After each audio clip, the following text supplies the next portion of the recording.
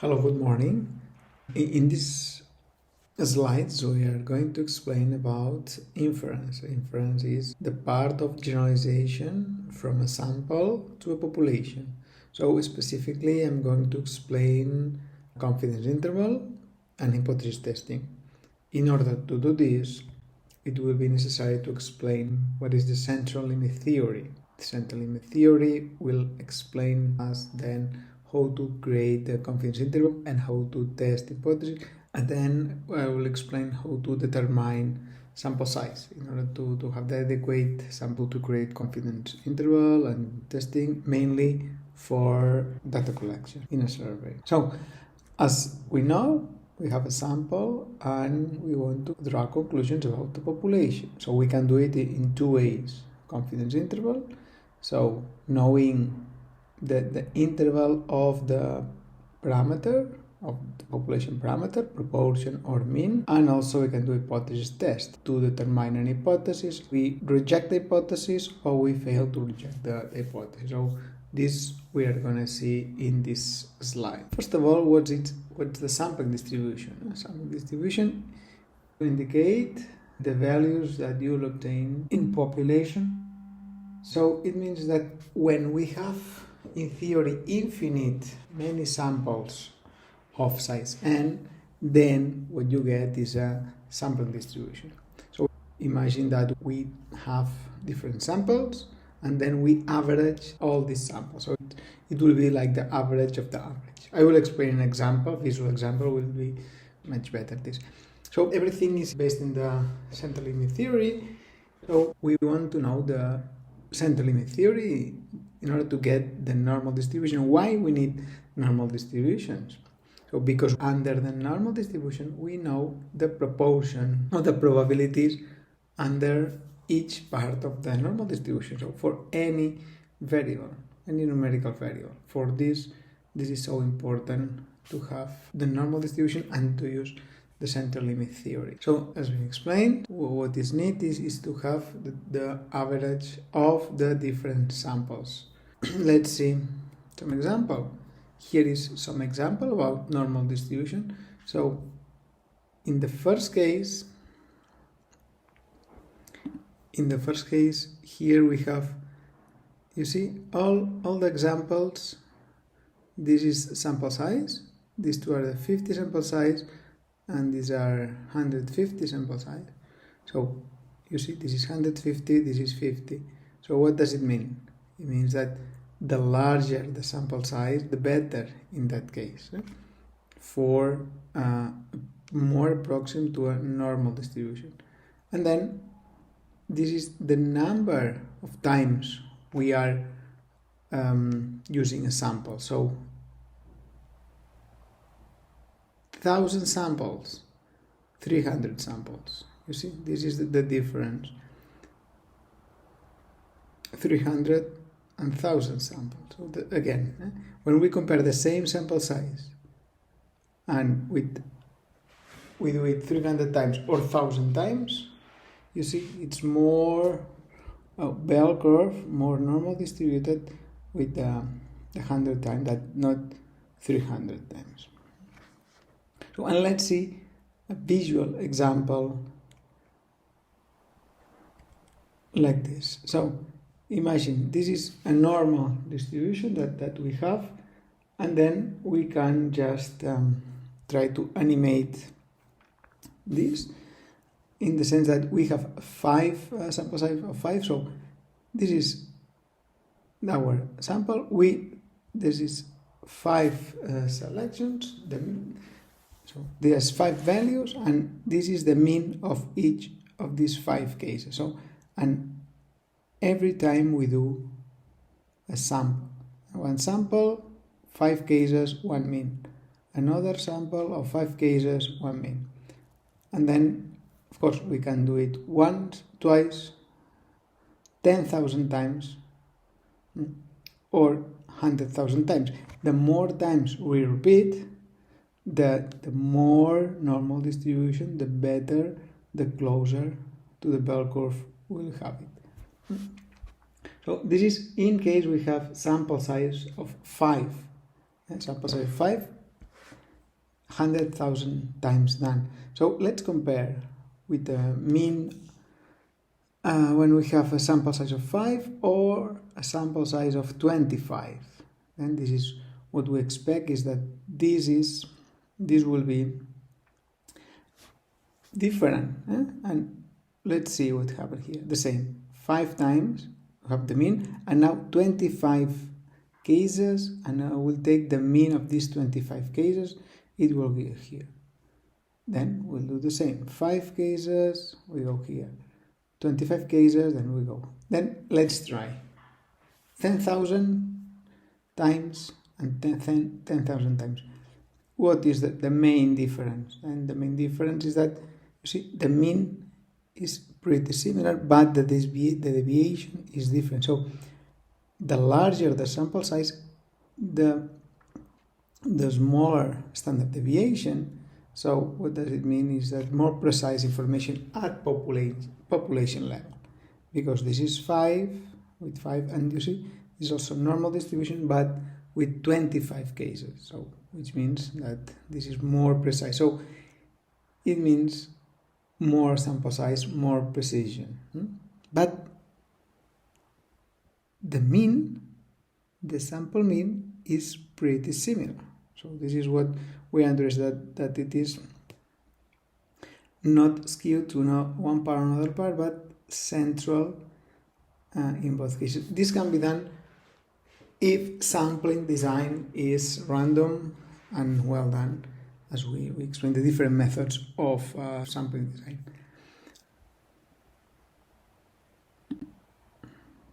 So this is the difference that I just explained with the fitting normal distribution. So when we have a normal distribution,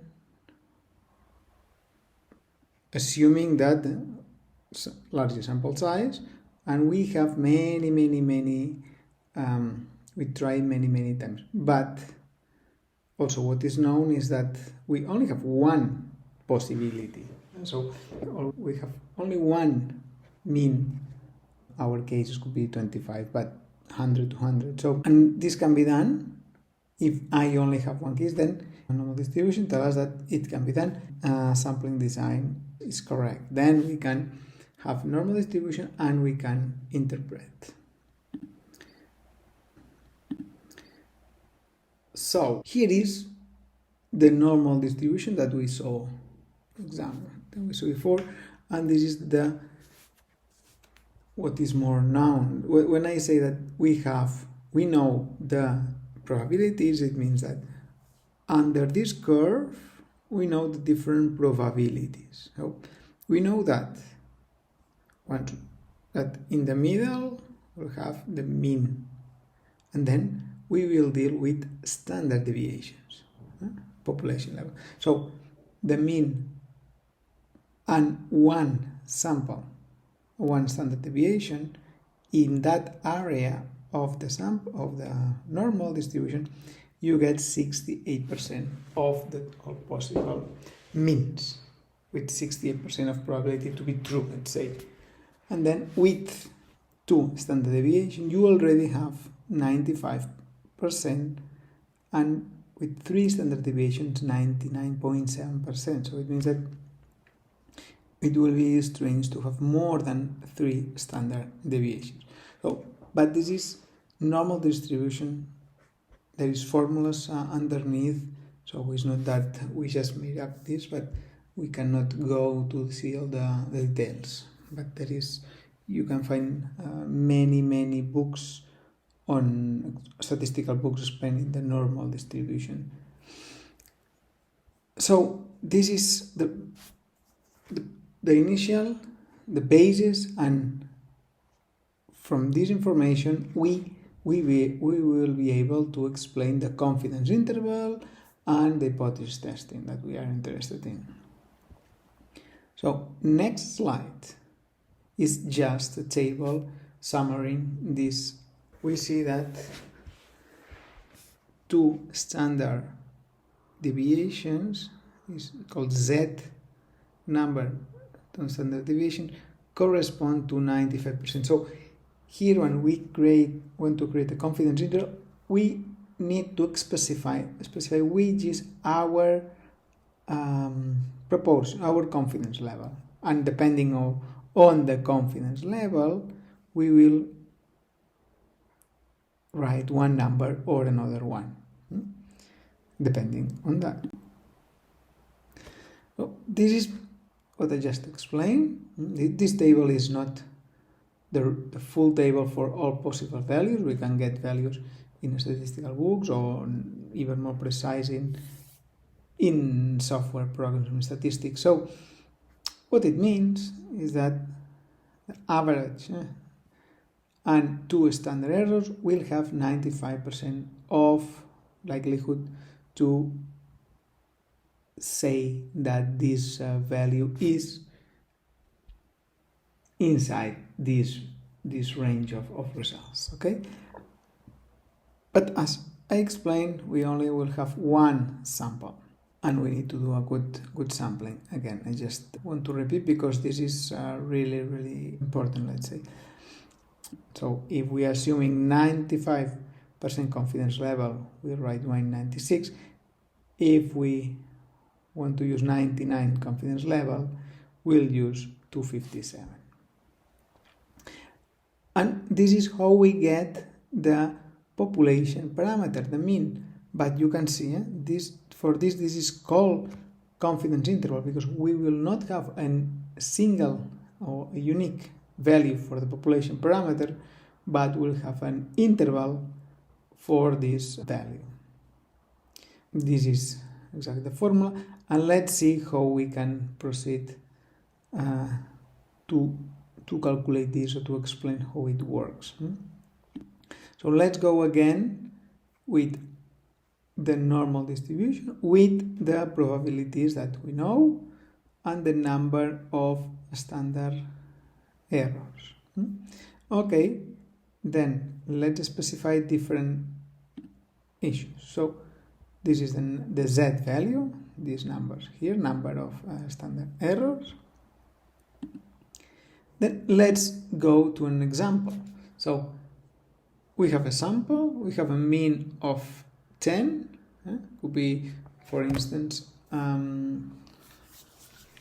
number of the days you spend in a holiday. So mean is 10 days, the standard deviation is 3 days, and our sample size is 100 cases. Then we want to explain this for a population. Imagine that 1,000 could also be 10,000, 5,000, this is not much problem. And so we want to know the population mean. So the mean, or the average of the days of holidays for these 1,000, 10,000, whatever, this sample size. It depending on the numbers, we will have different. And also we have to explain a confidence. So for in that case is 95.45. We use 95.45 here because of we can get absolute numbers. The next example will be just slightly different.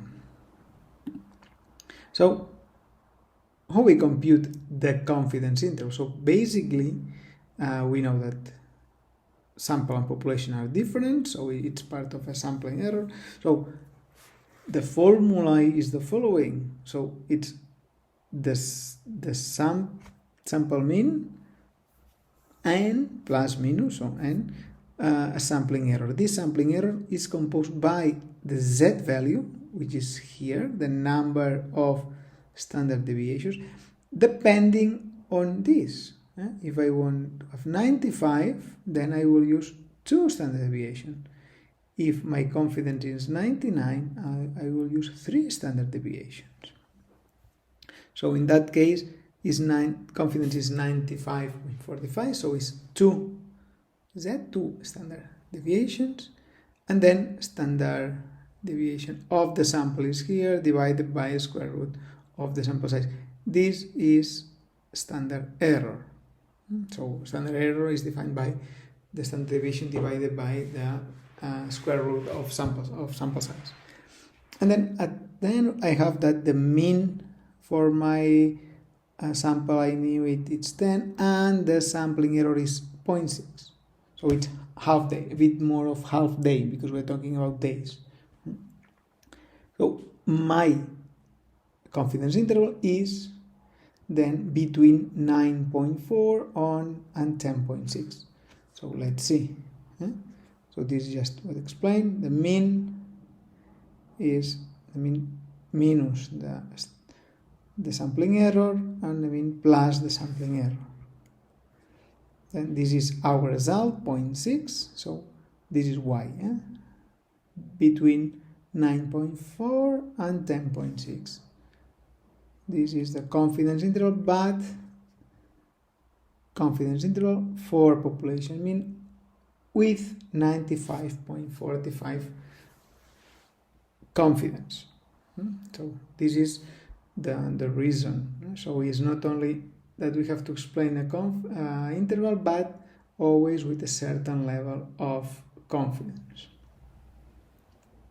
And then, assuming this, we can just do as many as we want. We can change confidence level, and also for the different samples. The nice thing is that statistical computers will provide directly this confidence interval. But we need to know what's behind, how it is obtained, what does it mean, what changes. So in case we want to use, instead of 95.5, 95,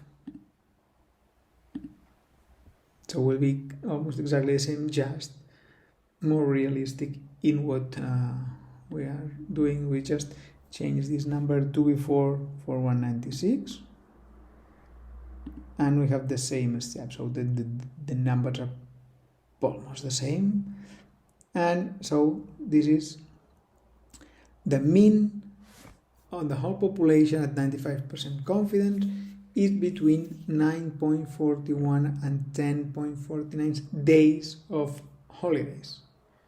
So it means that within that range we don't know anything, let's say. So it could be between 9.4 and 10.6, but we don't know if it's more likely to be 9.5 or 10.2. Just we know that is inside this confidence interval. And we could also do the same with 99. If we do 99, what will happen here? That the interval will be larger, will not be here like 95, but will be from here to here. So this is the larger or the higher the confidence, the larger the interval, but also the less precise, because we have more possible values, so it's less precise. So it's clear with the graphical issues. In relation with the confidence interval, then it's easy to see how sample size is determined in statistics, because it's basically statistical question related with a confidence interval formula. We'll see. So in order to get the sample size, we need also a level of precision, so a margin of error. So we need to assume at the beginning which is the maximum margin of error we want to get. So it would be 5%. Then if it's 5%, we know that results are between 65-75. This is the sample size.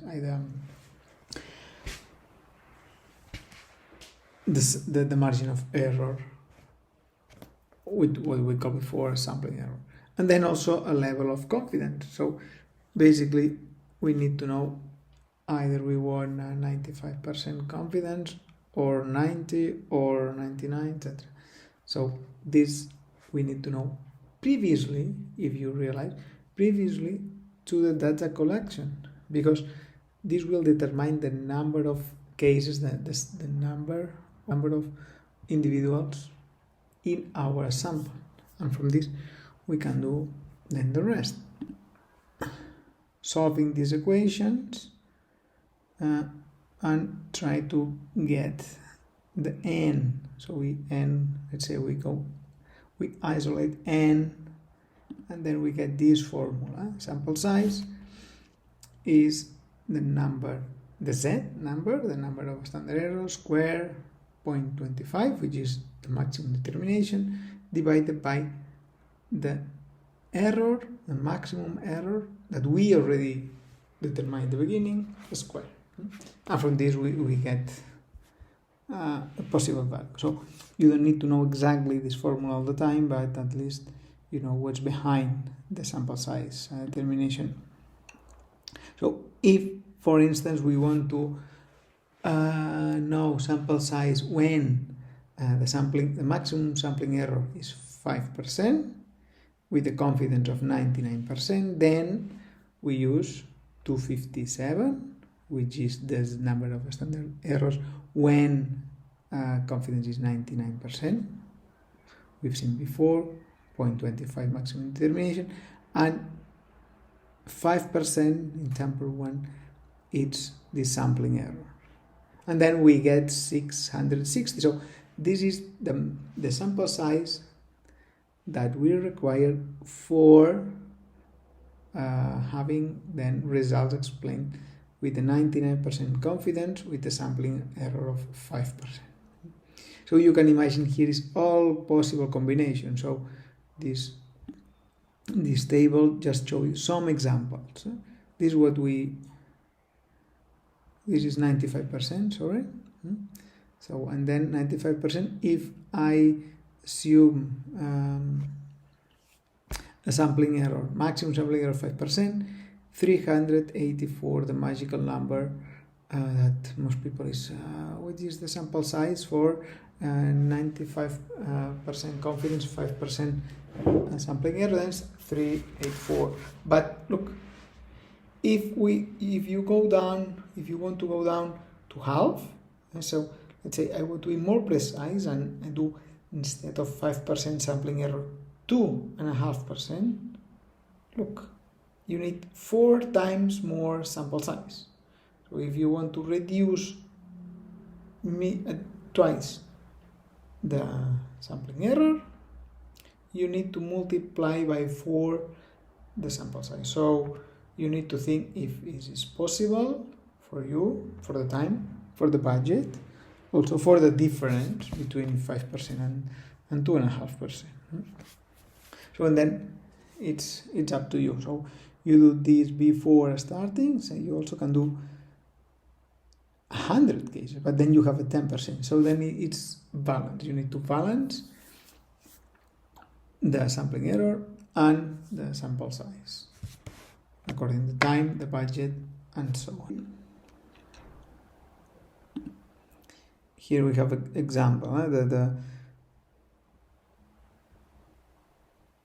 The more you see, the more sample size, the less will be the less sampling error. So it will make, as I explained before, depending on the sample size, that the standard errors will be smaller, because here we have 2,400 cases and here 400 almost cases.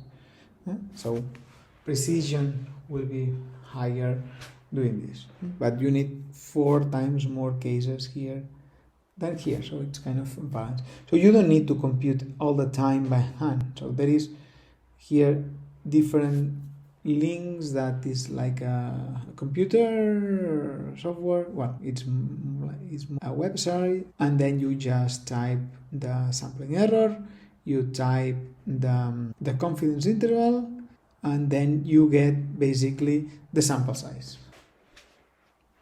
Hypothesis testing is also related to central limit theory, inference, and normal distribution. It's also based on the same principles, but here the difference is that we are not interested in obtaining a range of data, range of results, but just creating an hypothesis and analyzing whether this hypothesis is accepted or rejected.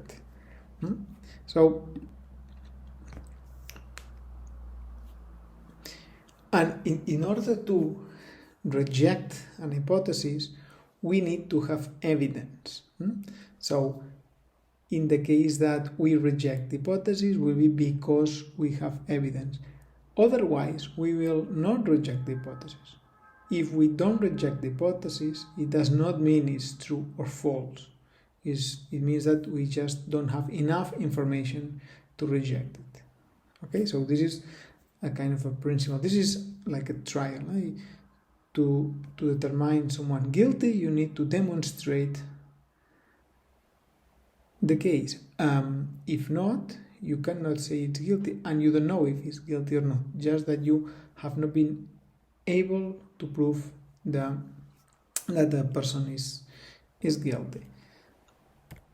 So this is an example. This is an example that imagine that I know this is population proportion parameter, that last year it was 60.1% of visitors. Let's say that they want to repeat. And then this year we create a questionnaire, we got a sample size, and the proportion of people that say that will come back with will be 12.9. So it means that the intention is reduced from 16 to 12. So the thing is that we cannot compare directly because this is population information parameter and this is sample statistic. So we need to, if we had confidence interval, we will create a confidence interval and we will decide whether this 16.1 is inside the confidence interval or outside in order to decide. But here we don't have confidence interval. We only will have information about if the null hypothesis, which is that information 16.1, is true or not, or is different. So we want to know if it's different or not. If we reject the null hypothesis, it will mean that yes, we can say yes, that it is different from 16.1 because we got evidence, test evidence. So in that case, if we reject that, we'll say that the intention to come next year has changed. In that case, has decreased because of that comparison. Compare with the last year. In case we don't reject, or we say we accept, we cannot say that we say accept the null hypothesis, so we don't know if the intention has decreased or not. It's just that we don't have enough proof to say that it is reduced. So we stay in the same initial proposal. Let's say it's not that I can affirm this, it's just that I cannot reject that this is different from 16.1%. So, which are the steps? So, first of all, we need to determine the null hypothesis, and then we also need to use a significant level. So, exactly the same than before, 95%. 99, 90, which is the more common, and then the assumption of the test. In that case, we need to assume normal distribution because it's a parametric test, and then we can do this type of hypothesis testing, and then the test, because depending on the data we have one other test, and then the p-value, the probability, because every time that we do a test we'll get a different estimate or a statistic. Depending on the test, we get a statistic, we get different value, and we cannot know all the possible values and all this information. So we use a standardized information that will inform us about rejecting or not rejecting the null hypothesis, which will be the p-value. So the p-value is a probability that it is associated with a normal distribution. So instead of using the values, the real values, we use this p-value that it is used for all types of hypothesis testing. And then we'll explain how we interpret this p-value. And then the conclusion, reject null hypothesis, or we don't reject the null hypothesis. So this is, again, we are working with the same null distribution. So, and let's see, this is null hypothesis, for instance, 11. So I want to test whether the number of days is 11 or population days of holidays or different from 11. Then I took a sample and I get that in my sample it's 10. I use a 95% confidence or 5% risk, which is exactly the same. So how we proceed? So 95% confidence, it means the following, that all this is the 95% confidence, 95%, and then you get the 2.5% to each, because we are trying to know if it's equal or not. So this part will be meaning that it is equal, and the extremes will be null hypothesis that is different from 11. So it means that all this is hypothesis, the null hypothesis. So any value from here to here, that we could do it even in confidence interval, will not reject. So will not be enough evidence to say that is different from 11. So, and this is the p-value. You see, p-values goes in the other way around. That means when there is no difference, p-value is 1, and then the more extreme, 0. So in that case, when we will reject, so look, here is 0.025, 0.25. So 2.5 and 2.5. So when p-value is lower than the risk, than 5%, in that case we reject null hypothesis. So in that case, this is 2.5 and 2.5, so it's 5%.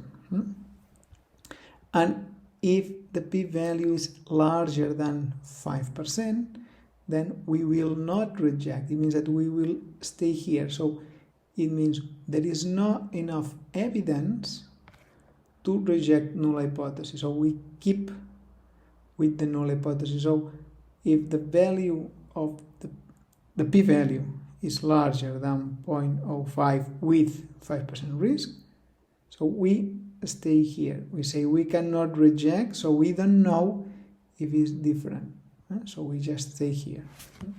If p-value is 0.000, this is lower than the risk, then I can reject the null hypothesis and I accept that is different from 11. So then I can say yes, it is in that case reduced, because sample mean was lower. So depending on this p-value, we will say we reject or not. You see, I don't need the confidence interval here to decide. So there is two different processes. One will tell me which is the interval of the possible values, and that one will tell me just whether the hypothesis is true or is not true. So this is the difference. And you see here, it appears the part of the relation with confidence interval. So it is exactly the same. We have this confidence interval here, and we could say between 9.41 and 10.59, this is null hypothesis. We could also compare between hypothesis testing and confidence interval. We don't need to do both. We just need to do the one that we are more interested. Either confidence interval, if we want to know the different values with a level of significance at population level, or if we just want to reject or not reject the null hypothesis.